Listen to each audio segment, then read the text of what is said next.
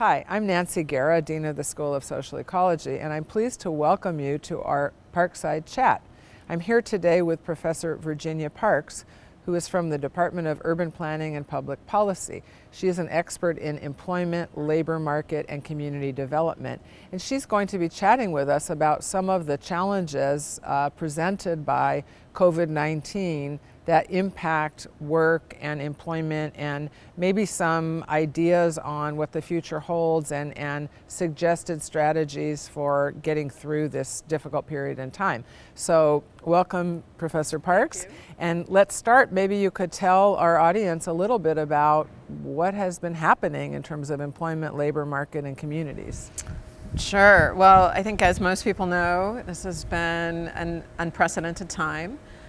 We just recently got numbers from the Department of Labor that we have an unemployment rate that's higher than during the Great Depression. So about 15% of all workers in the United States are unemployed.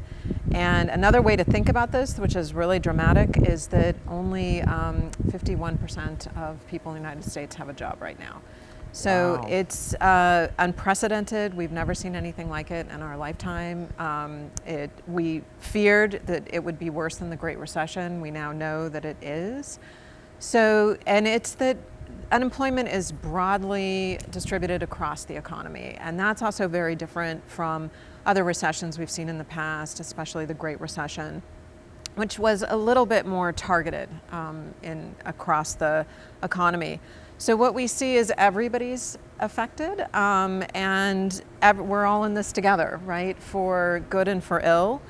So the challenge right now is a few things. Most immediately, how to provide assistance to folks who have lost their jobs, because it doesn't mean that your rent bill stops. You still have to go to the grocery store.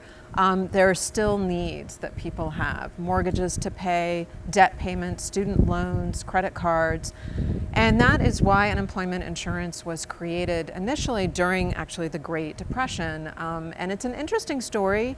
The state of Wisconsin first started the program in 1932, and then it caught on. It was seen as being a really important way to stabilize local economies, to just get money into people's back pockets as quickly as possible, because then they go out and spend it. And that has an effect to support an economy as a whole. So in 1935, then unemployment was brought into the federal government. It's still run at the state level, but there are federal supports. So we have the CARES Act, which was passed in late March. This is a federal legislation which was the first major stimulus package, created 3 new unemployment programs. I can talk about those in a little bit, but what they did was, first, people got $600 a week extra, which was huge, right, and critically important. Secondly, it extended the period of time that people would be on unemployment. And then thirdly, which is really unprecedented and I think very exciting, but also where we've seen a lot of difficulty, it expanded unemployment to folks that normally wouldn't have been covered. So these are like your gig economy workers, but also people who are self-employed. And so it really expanded the range of people who would be eligible. So that's been very, very important. But of course we know that the system wasn't set up to respond to such a massive influx, right, of applicants. So that's what we're seeing, is that people still aren't getting their checks. There's a backlog, and that's concerning. You raised an interesting point in Wisconsin, that the idea was that people would then spend money and stimulate the economy. Mm-hmm. This is a very different situation, because you really can't spend money because businesses are closed. Mm-hmm. So is that going to really interfere with any kind of a rebound as long as the business is shut down? Mm-hmm. That definitely could. The most immediate expenses, though, are those that are, keep people in their homes. Right, and so that is important, because that money then goes to stabilize housing. It can go to either your own mortgage to keep you in place. It can go to a landlord, right? That person is able then to keep the property, maintain the property. Also groceries. I mean, this is the number one expense of households now. So that's critically important. One, right, just food security, making sure that people have food. But this is an important part of the economy too, the food service economy, and that has allowed grocery stores to remain open.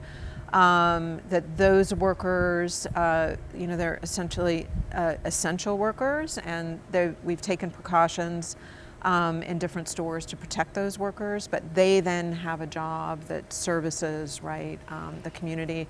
So, and then people are still doing some online purchasing, things like that, but I think the main point of those unemployment insurance programs are really to stabilize families and meet those direct needs. But you do ask a question that I think is very important about what is going to happen after, how long is it going to take for that economy to rebound so that folks have jobs to go back to. Well, and related to that, what's your sense of how long this can go on? So now it's 38 weeks, is that right, the time for unemployment? What happens at week 39 if it doesn't get extended? This is exactly the question that many folks are asking who look at labor and employment. Even a lot of community-based organizations that are right on the front lines, they're seeing what's happening in these communities with skyrocketing rates of unemployment. So this will be the next question, right? And we're already seeing some pushback, politically around resistance to expanding more stimulus packages. We're just in a terrain that's completely unknown, but my guess is that we will probably need to continue assistance, particularly for those communities that are hardest hit, and those are low-income communities of color, and particularly immigrant communities. And this is, along with some other co-authors of mine, we just finished a study looking at Orange County, and it's exactly the neighborhoods that you would probably expect. But the concentration of those rates of unemployment and the fact that those workers weren't eligible for unemployment before, there's still a question of whether these new programs will cover them. And actually, for many of them, the new programs won't. And so right there, we've already put into place a program that doesn't fully cover all the workers who are out of work. So we went pretty far to start, but maybe not far enough, and we're going to need to continue to provide that kind of direct support to communities. So is there support? I know in Orange County we have a lot of undocumented workers who work in the gig economy, the cash economy, informal economy. Are there some protections for those people? Not right now. And so those are exactly the groups that still do not qualify under the new expanded unemployment insurance program. So if you're an undocumented immigrant, you don't, you're not eligible. If you worked in the cash economy, you're not eligible. There are some ways that people might be able to prove income and might be able to get covered. This is still a gray area in that implementation, the implementation phase. But even for immigrants who are here legally, many of them don't qualify, and those are some of the gaps in the program. So for instance, if you're an H-1B or an H-2B recipient and you lost your job, you're not eligible for unemployment insurance. And so these are exactly the folks and those communities, right? Because we know that we have neighborhoods that have high concentrations of immigrant families and undocumented immigrants, and those are going to be the communities that are most at risk. So philanthropy is going to be critical, and that's important, but it's also, you have to rely on the charity of others. Many people aren't interested in charity, right? They really feel that I worked and I am a deserving worker, right? Community-based organizations have tried to put together some programs, but in Orange County, if you go online, they've already maxed out on their lists, so they don't even, first some of them had waiting lists, and now they're so overwhelmed, right? Because they don't have the staff needed that you can't even get on the waiting list.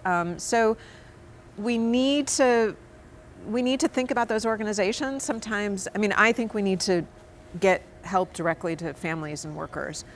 But there is an argument to also shore up these frontline organizations just so that they have the staff and the capacity to help, right? And so we need to be thinking about the multiple ways in which communities, come together. So there are frontline folks, right? But there are also community-based organizations, churches, other social service sorts of organizations that we should be, expanding assistance to. Well, that's very consistent with the message that we try to promote in social ecology, which is that we're all part of systems. We can't take any one slice of the pie without looking at the whole pie. And I think when we respond to a crisis, it's particularly clear that one action has a different reaction. And so everything we do could potentially be helpful or possibly not helpful. And I've actually heard from some people that they make more money on unemployment than they do in their jobs, so they don't want to go back to work. And now businesses are having a hard time getting workers back. So something that was well-intentioned to give people enough money to really weather the storm could actually have some negative consequences. And that's why we need to think systemically. Let me ask you this. Let's say you were the governor or the president and you had a magic wand that you could help with unemployment and help the labor market revive. What would you do? So that's a great question, and I actually need to give some credit to the governor of California, who has been very innovative on a number of fronts. He helped to spearhead a relief fund that is targeted to undocumented immigrants. Fantastic. And that is, I think, really unprecedented for a political figure to really recognize the contributions of the undocumented community and to put together a program that will assist. Now, he's doing that with the help of philanthropy and with some big tech philanthropies that in the Bay Area particularly that raise this as an issue. So those are the ways, though, I think you can see the public sector working with the private sector, and particularly the private philanthropy sector, to get money out to the front lines. You raised an interesting issue earlier. The role of unemployment insurance was meant to be a stopgap, right? So just enough money so that people could meet basic needs, so that they didn't end up homeless, right? So that they could feed their families. And for many low-wage workers, they are going to be receiving more money on unemployment right now. I think at this point, though, that's fine. We need to shore up the economy, and the way that we do that is we put money directly into the pockets of consumers, and particularly consumers that are going to go out and spend that money immediately. We need to see that kind of stimulus, particularly in the lowest income neighborhoods. We need to be doing some thinking, though, about how we move people back into the labor market. And I don't have the, off-the-shelf sort of answer, but that's the general direction in which we need to be thinking. We have programs in the past in thinking about displaced workers and how to move them back into the labor market, but they tended to be very small, slow, and so we really have to think about what is a faster timeline, but that we ensure that workers can move back into stable employment, because it would be, I think, would undermine a lot of the good work that's been done through this current stimulus package to move people too quickly back into unstable jobs and then to have them lose their job again, or they move back into a job where their hours are greatly reduced. And now they're yet again on the brink of homelessness and food insecurity. And so it's that transition that we really need to be mindful of. So, luckily we have this additional 39 weeks on unemployment, but we need to be thinking about what that means and planning for that transition. And we just don't know right now. What happens over these next few months is going to tell us a lot. We probably will need to extend unemployment for many folks. That'll be a difficult political ask, but if we're really interested in, again, stabilizing communities, we could see incredible outmigration from cities and metropolitan areas. And that would be bad for the economy, because as those businesses then come back, they need to be able to reach into that local labor pool and pull workers back in quickly. Otherwise, they're going to be in a bidding war. Good for workers, but at some point, we might be pricing businesses out if they don't have a local workforce that they can dip into. And what about kind of massive public works programs like infrastructure building, or I know a lot of people have talked about a National Volunteer Service Corps for young people, college graduates who may have a hard time entering the job market. So if you had your magic wand as president, that's would you, a great, I mean, that's, would you start that? Yeah, it's a great idea. I think there's a lot to learn from the Great Depression. Right. We think, wow, the economy is so different from when it was in the 1930s, and that's true. That's one of the reasons that unemployment insurance, it didn't fit the new economy anymore, and that's one of the reasons so many workers were left uncovered. But there's still many lessons to be learned from that moment in time. I mean, think about the beautiful rest areas in the National Park Service, right? That was built by, workers who were unemployed, many of them young. We can think about Conservation Corps. Many large cities run summer programs for disadvantaged youth. Those programs are already there, right? How can we think about, though, bolstering them, right? And they had sort of become programs really for the poorest kids. We need to rethink them and see them as an opportunity for youth from across the income spectrum, that it's an opportunity for all of us to come together to think about what will new recreation systems look like, what will new social service programs look like. There's a lot that can be done in this moment. And for somebody who looks at the labor market, training is important, and it's a great opportunity to offer people cheap, if not free, training. And I think that will put us, ahead of the curve when at the next economic transition.